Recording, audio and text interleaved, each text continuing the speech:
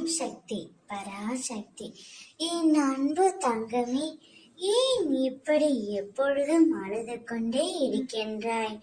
இந்த வாழ்க்கையே வெறுத்து போய் உட்கார்ந்திருக்கின்றாய்.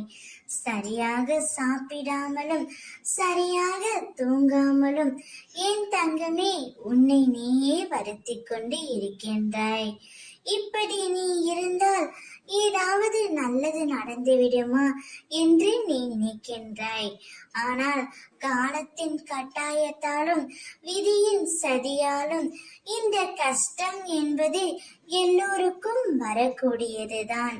ஆனால் அந்த கஷ்டத்தை சகித்து கொள்ளும் மனப்பக்குவம் தான் எல்லோரிடத்திலும் இருக்க வேண்டும். எல்லாமே தாண்டி வந்தால்தான் வாழ்க்கை என்பது அழகாக இருக்கும். ஏன் தங்கம், இவ்வளவு உன் துணையின் மீது அதீத அன்பு வைத்து இப்பொழுது கஷ்டப்பட்டு கொண்டிருக்கின்றாய். வார்த்தையிலும் சரி, வாழ்க்கையிலும் சரி, பொறுமை மிகவும் அவசியம். நீ பொறுமையாக இருந்தால் எதையுமே சாதிக்க முடியும். உன்னை தேடி உனக்கான உறவு ஒன்று வரப்போகின்றது. அது உன் துணையாகவே இருக்க போகின்றார். உன்னுடைய துணையின் இல்லத்தில் ஒரு இறப்பு நடந்துவிட்டது.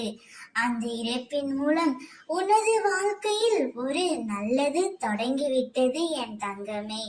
உனது துணை இப்பொழுது மனம் மாறி உன்னை தேடி வரப்போகின்றார்.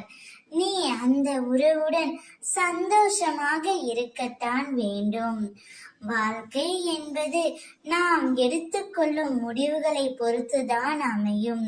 நீ நல்லதே நினை, நல்லதே நடக்கும். ஓம் சக்தி.